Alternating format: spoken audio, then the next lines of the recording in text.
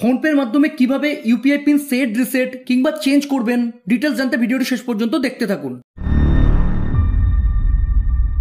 UPI pin একটি unique code বা password. UPI pin কোনো ব্যাংকের ক্ষেত্রে 4 ডিজিট, আবার কোনো ব্যাংকের ক্ষেত্রে 6 ডিজিটের হতে পারে। আপনি যদি কোনো ইউপিআই পেমেন্ট অ্যাপ যেমন ফোনপে, পেটিএম, গুগল পেতে ব্যাংক অ্যাকাউন্ট অ্যাড করে অনলাইন ট্রানজাকশন করতে চান, তাহলে প্রতিটি ব্যাংক অ্যাকাউন্টের ক্ষেত্রে আপনাকে একটি করে ইউপিআই পিন সেট করতে হবে। যে কোনো ব্যাংক অ্যাকাউন্টের ক্ষেত্রে একবারেই নতুন ইউপিআই পিন সেট করতে হয়, যেটি আপনি যে কোনো পেমেন্ট অ্যাপের মাধ্যমে করতে পারেন। পরে আপনি ওই ব্যাংক অ্যাকাউন্টের ইউপিআই পিন রিসেট বা চেঞ্জ করতে পারেন। কোনো ব্যাংক অ্যাকাউন্টের একবার নতুন ইউপিআই পিন সেট করা হয়ে গেলে পরে আপনি ওই ব্যাংক অ্যাকাউন্টকে যে কোনো পেমেন্ট অ্যাপে অ্যাড করেন না কেন, ওই ইউপিআই পিন সব অ্যাপের ক্ষেত্রে একই থাকবে। যেমন ধরুন আপনি এসবিআই অ্যাকাউন্টের ইউপিআই পিন ফোনপের মাধ্যমে নতুন করে সেট করেছেন। এখন আপনি ওই এসবিআই অ্যাকাউন্টকে পেটিএম, গুগল পে বা অন্য পেমেন্ট অ্যাপে অ্যাড করে ট্রানজাকশন করতে চান। এক্ষেত্রে আপনাকে ওই এসবিআই অ্যাকাউন্টের জন্য প্রতিটি অ্যাপে আলাদা আলাদা করে ইউপিআই পিন সেট করতে হবে না। যে ইউপিআই পিনটি ফোনপের মাধ্যমে বানিয়েছিলেন ওটি সব অ্যাপের ক্ষেত্রে একই থাকবে। এখন যদি আপনি কোনো অ্যাপের মাধ্যমে এসবিআই অ্যাকাউন্টের ইউপিআই পিন রিসেট বা চেঞ্জ করে দেন, তাহলে রিসেট বা চেঞ্জ করা ইউপিআই পিনটি সব অ্যাপের ক্ষেত্রে একই থাকবে। এটিএম থেকে টাকা তোলার সময় যেমন প্রতিবারই আপনাকে এটিএম পিন দিতে হয়, একইভাবে যে কোনো অ্যাপের মাধ্যমে অনলাইন ইউপিআই ট্রানজাকশন করার জন্য আপনাকে প্রতিবারই ইউপিআই পিন দিতে হবে। ইউপিআই পিন ছাড়া কোনো অনলাইন ট্রানজাকশন সম্ভব নয়। সুতরাং ইউপিআই পিন খুব ইম্পর্টেন্ট, এটি কাউকে না জানিয়ে গোপন রাখবেন। তাহলে ইউপিআই পিন জানা না থাকলে কখনো কেউ আপনার মোবাইল থেকে কোনো অনলাইন ট্রানজাকশন করতে পারবে না। ইউপিআই পিন এটিএম পিন বা এম পিনের থেকে আলাদা। এটি কেবলমাত্র ইউপিআই পেমেন্ট অ্যাপের মাধ্যমে করা অনলাইন ট্রানজাকশনের ক্ষেত্রে ব্যবহার হয়। এই ভিডিওতে ফোনপের মাধ্যমে কিভাবে নতুন ইউপিআই পিন সেট করবেন, ভুলে গেলে কিভাবে ইউপিআই পিন রিসেট করবেন ও কিভাবে ইউপিআই পিন চেঞ্জ করবেন দেখাবো। ইউপিআই পিন সেট, রিসেট বা চেঞ্জ করার জন্য ইন্টারনেট অন করে ফোনপে ওপেন করে নেবেন। যদি আপনার ফোনপেতে অ্যাকাউন্ট না থাকে, সেক্ষেত্রে আই বাটন ও ডেসক্রিপশনে দেওয়া ভিডিও দেখে নতুন ফোনপে অ্যাকাউন্ট তৈরি করে ওপেন করে নেবেন। এরপর প্রোফাইল আইকনে ট্যাপ করে ম্যানেজ পেমেন্টসে ট্যাপ করবেন। এবার ইউপিআই ব্যাংক অ্যাকাউন্টসে ট্যাপ করলেই ফোনপেতে আপনার যে ব্যাংক অ্যাকাউন্টগুলি লিঙ্ক করা আছে সব দেখতে পাবেন। যদি কোনো ব্যাংক অ্যাকাউন্ট লিঙ্ক করা না থাকে, সেক্ষেত্রে অ্যাড নিউ ব্যাংক অ্যাকাউন্টে ট্যাপ করে ব্যাংক অ্যাকাউন্ট অ্যাড করে নিতে পারেন।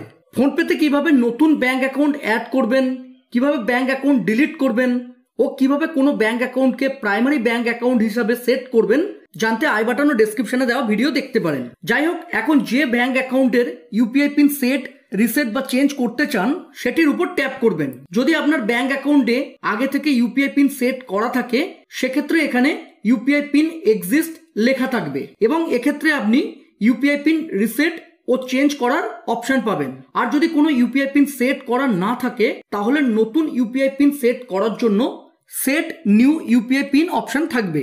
যেহেতু আমার অলরেডি ইউপিআই পিন সেট করা আছে, তাই রিসেট ও চেঞ্জ অপশন শো করছে। দেখুন, নতুন ইউপিআই পিন সেট করা ও ভুলে গেলে ইউপিআই পিন রিসেট করার প্রসেস পুরোপুরি একই। সুতরাং যারা একেবারে নতুন ইউপিআই পিন সেট করবেন, তারা সেট নিউ ইউপিআই পিনে ট্যাপ করবেন। এক্ষেত্রে আমি রিসেট ইউপিআই পিনে ট্যাপ করছি।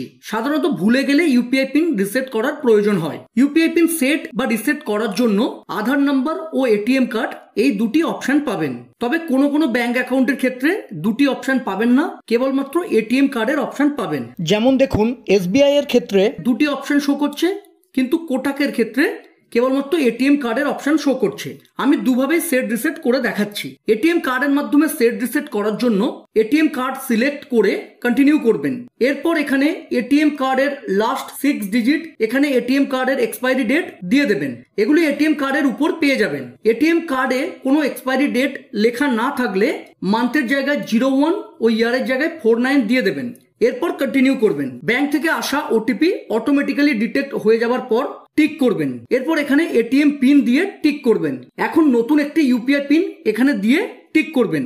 নতুন ইউপিআই পিনটি এখানে আর একবার দিয়ে টিক করবেন। তাহলেই ইউপিআই পিন সেট বা রিসেট হয়ে যাবে।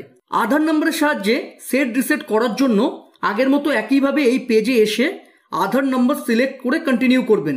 এক্ষেত্রে ব্যাংক অ্যাকাউন্ট ও আধার নম্বরের সঙ্গে অবশ্যই একই মোবাইল নাম্বার লিঙ্ক থাকতে হবে। আধার নাম্বার দিয়ে ইউপিআই পিন সেট রিসেট করার ক্ষেত্রে নর্মালি এরকম প্রবলেম হতে পারে। এক্ষেত্রে আবার পরে চেষ্টা করে দেখতে পারেন, কিংবা এটিএম কার্ড দিয়েই ইউপিআই পিন সেট রিসেট করতে পারেন। যাই হোক, আধার সিলেক্ট করে কন্টিনিউ করার পর এখানে আধারের প্রথম 6টি ডিজিট দিয়ে প্রসিড করবেন। আধার ওটিপি অটোমেটিক্যালি ডিটেক্ট হয়ে যাবার পর টিক করবেন। এরপর ব্যাংক থেকে আসা ওটিপি এখানে দিয়ে টিক করবেন।